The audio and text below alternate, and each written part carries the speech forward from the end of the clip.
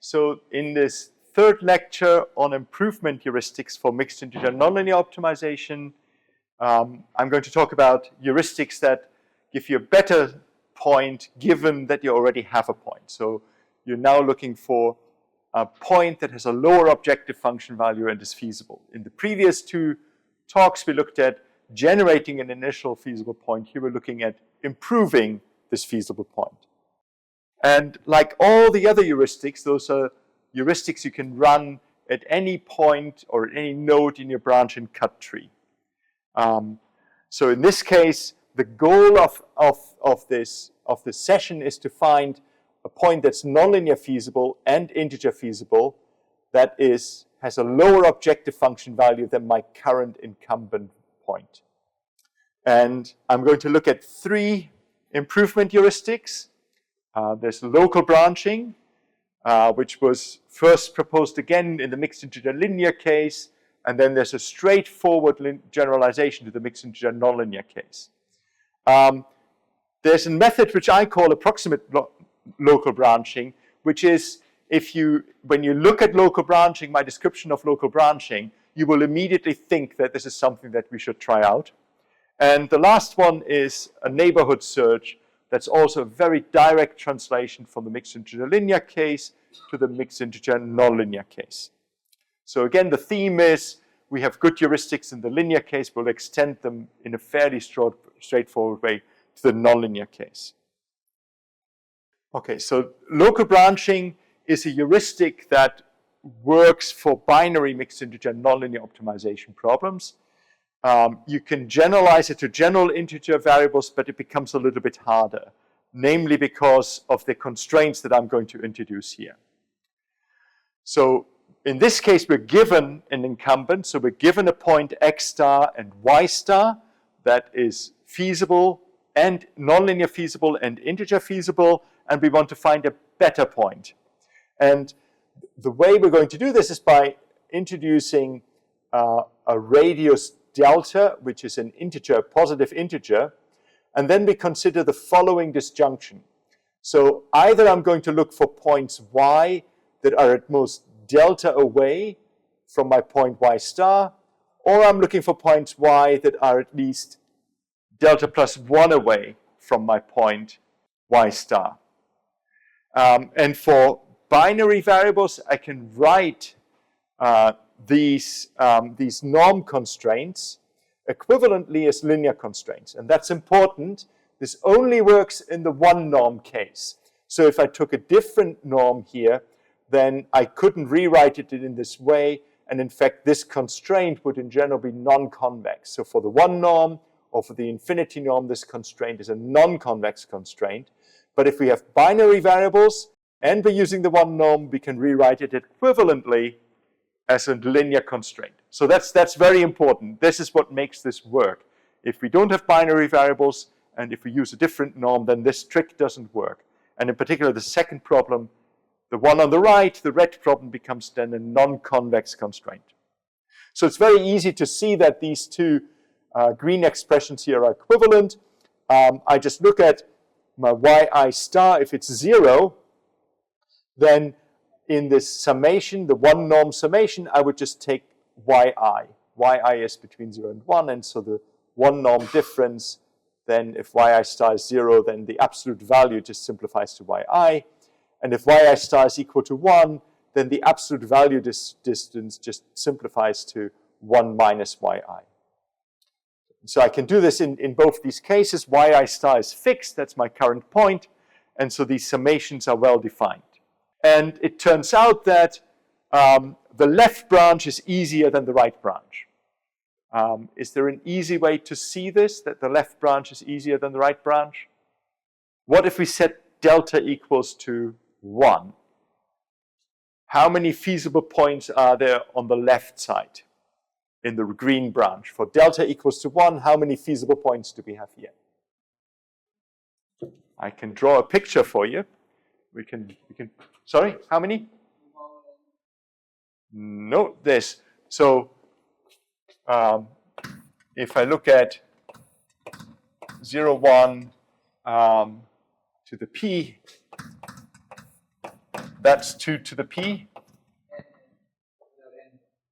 There are p points, right? I'm sorry, your n is my p, so there are p points. So if for delta equals to 1, this constraint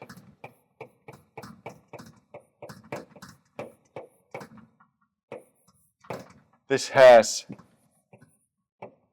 p points inside it.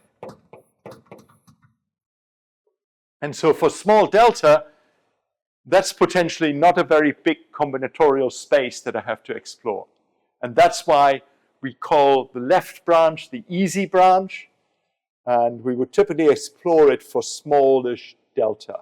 So if you have 1,000 binary variables, then that means you can change it most between 10 and 20 of them. And this disjunction is rigorous. So the solution to my mixed integer nonlinear optimization problem either satisfies the left constraint or the right constraint. So if I explore both of them, that's a perfectly valid branching rule that I can make. Okay, good. So then the idea then is to explore the easy branch, the smaller combinatorial domain first. And so I add this additional constraint, this one norm constraint, or its linearized form, to my mixed integer nonlinear optimization problem, and now solve this. So that now means that the solver can't have a very large branch and boundary. If there's only p points, then this branch and boundary is going to be not very big. Okay, so I can do this efficiently. And then there are two possible outcomes. Once I solve this problem, I either find a new feasible point that's actually better than my previous feasible point. So it's a point that satisfies integrality and my nonlinear constraint, and it improves my objective function. And then I'm done. I've found a better point. That's all I wanted to do. If there's no better point, then I can potentially go back. I have two options. I can make delta larger.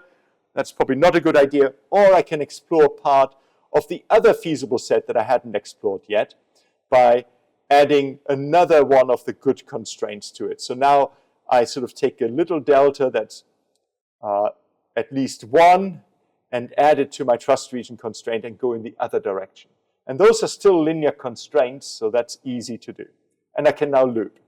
So what I'm doing then is I can effectively explore a branch and bound or a kind of tree where I start from x star and y star.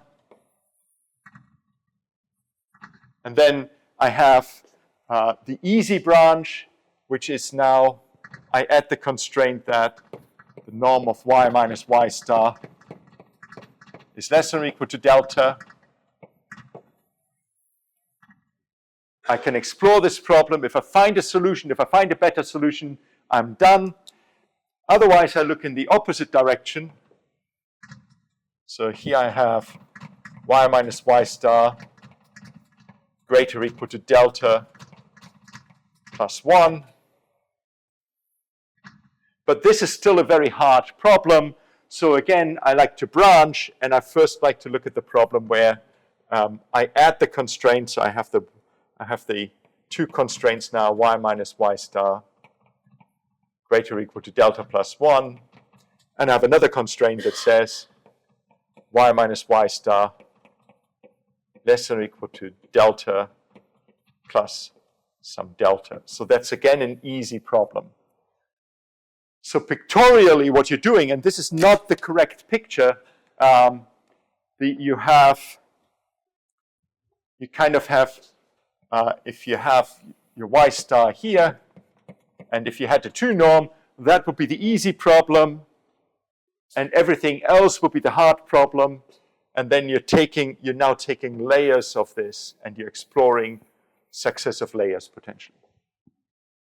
So here's an alternative version of this, and that is to say, it comes from the realization that this constraint, this one norm constraint, where we're looking at the Hamming distance to our current best point, can also be interpreted as a trust region. And so we're going to use trust region ideas in this context. So nonlinear optimization is all about global convergence from remote points, and one of those ideas, one of those concepts are trust regions.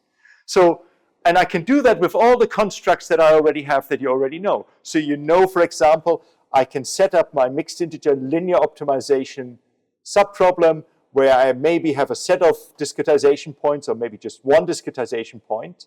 And this is the problem. This is the outer approximation cuts that you've seen many times now. You're probably going sick and tired of those. So this is just a linearization of the objective and the constraints around my current best point, x star and y star. And then I'm going to add this trust region constraint, which is again a linear and affine constraint. So this is the nice trust region constraint. And I call this my trust region mixed integer linear optimization problem, because I get to name this problem. And I can add more linearizations if I want to. If it's a convex problem, I can have more outer approximation linearizations there. Cool. And with this problem, I can now set up an algorithm that might hopefully gives me a better integer feasible point. So here's this trust region mixed integer linear optimization algorithm. And we've actually got an implementation of this for a specific class of problems, but not for a general class of problems. So I start off with a given initial guess. And so in this case, this y0 would be my y star. That's the solution that I already have. Oh, I'm sorry, ignore the n by n here. I cut and paste this from a talk on that's coming tomorrow on PDE constraint optimization, but that should just be a p. So where it says n by n, just make this into a p. Right? For this talk, n squared is p. I start with an initial trust region radius, and I have this counter k that I set to 0. So nothing going on here.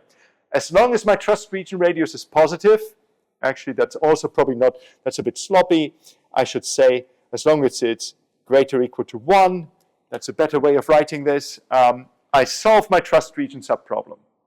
So by solving this trust region subproblem, I get a different point y hat. And for this y hat, I can now solve my nonlinear optimization problem or the nonlinear feasibility optimization problem. So this is the problem where I fix the binary variables and I solve for the continuous variables. So now I have a new set of points, x hat and y hat. And I ask myself, is this a better point than I had before? So this is the question that I ask here. Is this new point, well, is it feasible and does it improve on my objective compared to what I had before? So this would be the y0 and x0 objective, the best point that I had found so far. If it is a better point, then I'm going to take it. I'm going to go to this new point. I might increase my trust region radius. If it's not a better point, then I'm going to look in a smaller neighborhood.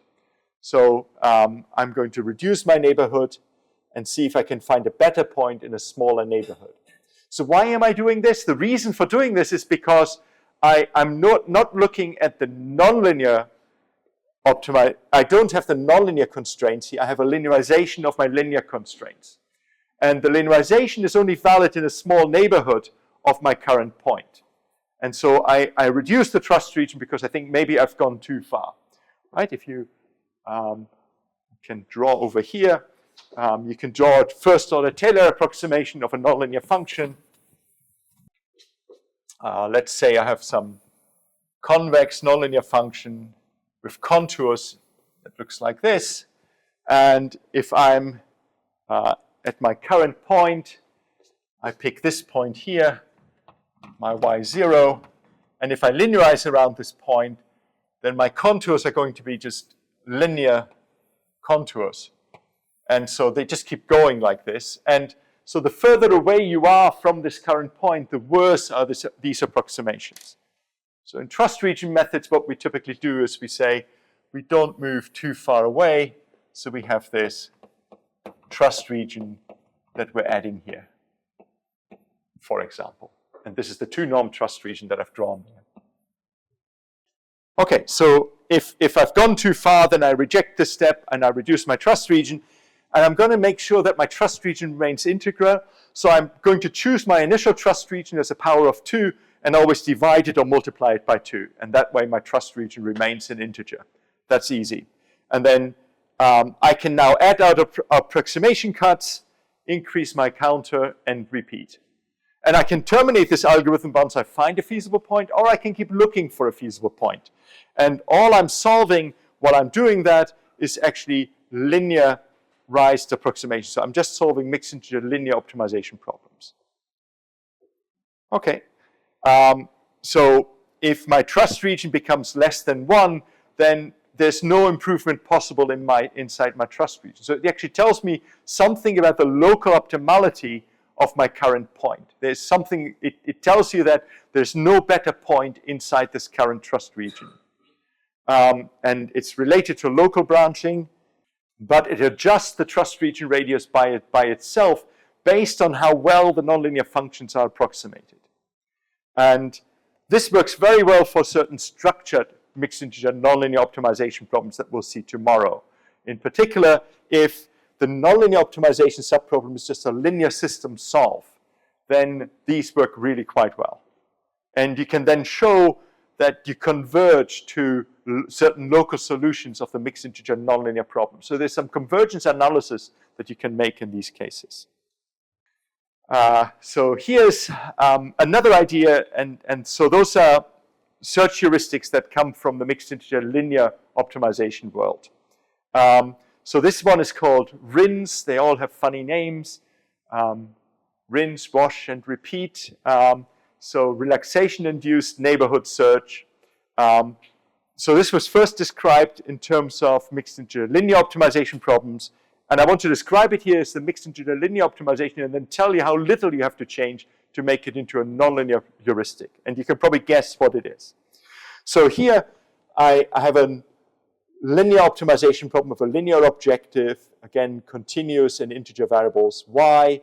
There's some affine constraints that I write in this form, and y has to be an integer. And the heuristic is very simple. You're given a current feasible point. So this x star, y star is our current upper bound that we have, the current best point that we've seen. And we have a solution to the relaxation, the linear optimization relaxation that we created when we found this.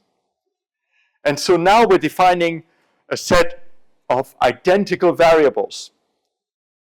So that's the set of indices where the solution that I had at my relaxation at the root node of my branch and cut tree and at the current best node are identical, where the integer variables are the same. And the idea then is to fix those variables. That seems to be an indication that those are variables that you should fix. If the relaxation told you a certain variable is 0 and the best solution that you have tells you it's 0, then maybe you should fix that variable to 0. And then you solve a reduced mixed integer linear optimization problem where you fix the variables, and I didn't put the fixing there, I need to put that into the revision, but you fix the variables there to the value of yi star. So the constraint that's missing there in red is yi equals yi star for all I in the index set of the identical variables. So that constraint is missing there. And that's now a much smaller, potentially a smaller mixed integer linear optimization problem. Okay, so you should all be able to generalize this. This is really easy, I think. So what do? Instead of solving a linear problem, we solve a nonlinear problem. And then we compute the solution to the relaxation. So what do we do next? What's my next step? Somebody shout it out, please. Find the identical set. So I define the set of identical variables.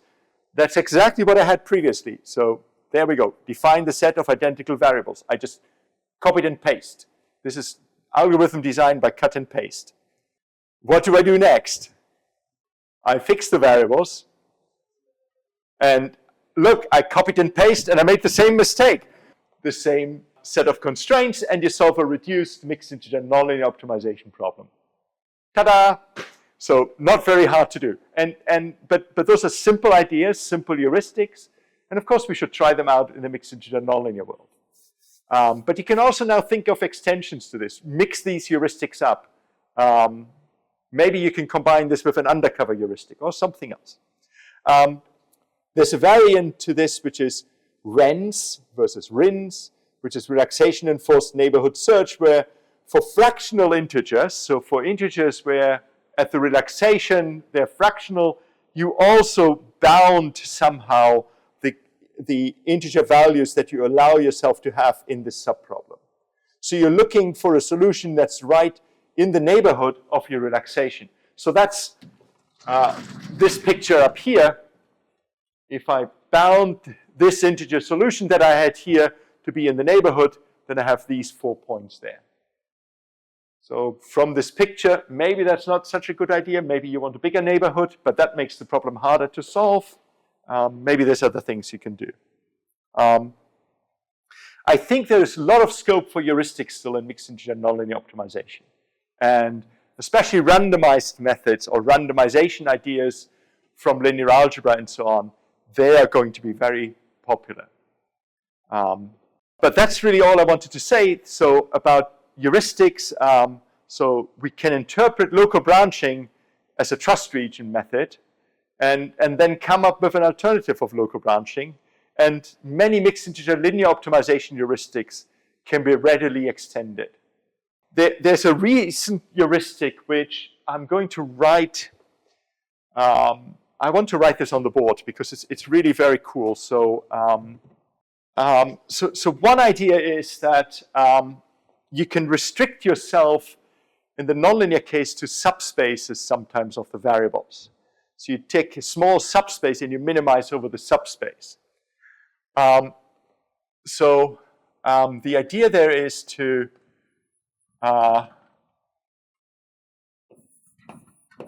select a projection I'm now going to look at a problem where I'm just minimizing f of x. So I'm just minimizing a nonlinear function over x in Rn. But I want to find the global solution. I want to find the global solution, so the global minimum. And so I'm going to select a matrix P that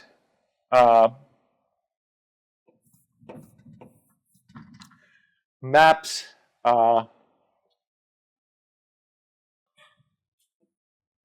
my columns,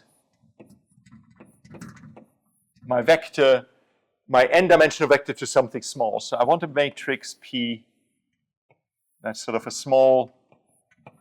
a matrix like this, where I have k rows and n columns. So that's going to allow me to define y, a new variable which is p times x. And then I'm going to minimize.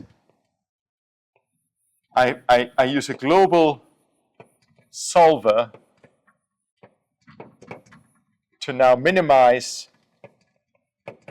this new function over y, where I, instead of minimizing over f of x, I minimize over p times y. And I'm going to repeat this. And this is an idea by Corral-Yakatis and others. And they were using Baron to solve these subproblems. So they were using Baron here. And this worked remarkably well for a certain class of problems. In particular, they were looking at training problems for neural networks. And they could show that even though they were solving these problems with Baron, which is really expensive, they were much, much faster than just solving the original problem from scratch. There's a couple of caveats here. One is that I don't have constraints, so that makes the problem much, much easier. But these sort of randomized methods, and I should say you select, it's key that these matrices P have nice properties. So there's sort of it's a randomized method that selects the P.